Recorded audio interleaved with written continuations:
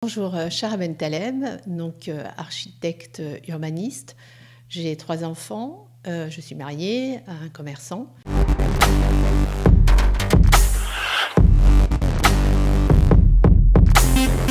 Au début du mandat d'Éric Piolle, je l'avais rencontré et c'est vrai que j'avais été très heureuse de savoir que Grenoble serait dirigé par un maire écologique.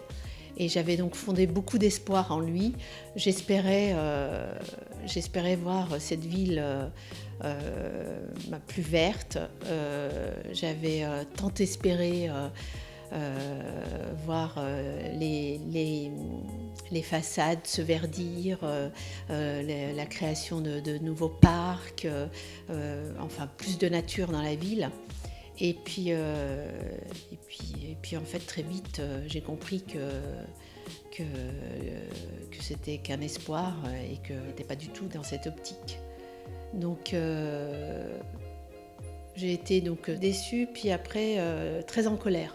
Très en colère parce que j'ai eu l'impression, une fois de plus, être trompée, dupée, comme toujours. Donc c'est vrai que j'ai jamais voulu m'investir en politique parce que j'ai toujours été déçue par les hommes.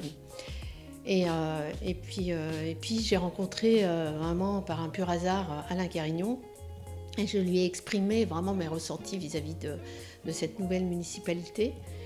Et je lui ai parlé d'un projet qui me tenait vraiment à cœur, le projet de la Bastille. Et donc je lui ai exposé mes idées et en lui disant que ces 2 bâtiments qui sont là, enfin 2 friches qui sont à la vue de tout le monde, qui sont juste d'une laideur insupportable, je ne comprenais pas qu'on ne puisse pas faire quelque chose. Sachant que cette montagne, d'ailleurs on l'a appelée la montagne magique, parce qu'on a cette chance d'avoir ce site au pied de la vieille ville de Grenoble. Et quand je lui ai présenté ce projet, donc avec l'idée de revaloriser ce site, de le rendre accessible, de le redonner aux Grenoblois, de le redécouvrir, parce que nous avons une strate de la Bastille auquel on ne peut pas accéder facilement, seulement à pied. Donc je voulais vraiment que cette strate soit accessible à tout le monde. Et l'idée, c'était de créer une ferme pédagogique dans un parc de la biodiversité. Et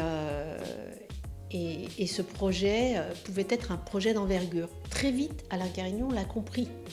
Il l'a compris et d'autant plus qu'il a tout de suite essayé de rendre ce projet réalisable, le concrétiser. Il est tout de suite allé voir des acteurs pour financer ce projet.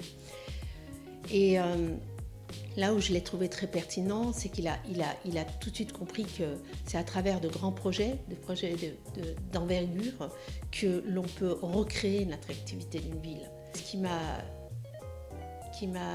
touchée également, c'est que j'ai trouvé que c'était un homme qui était très investi, pas pour briller un mandat, parce qu'il aime réellement sa ville. Il aime les Grenoblois. Il veut absolument redresser cette ville. Et on peut lui faire confiance.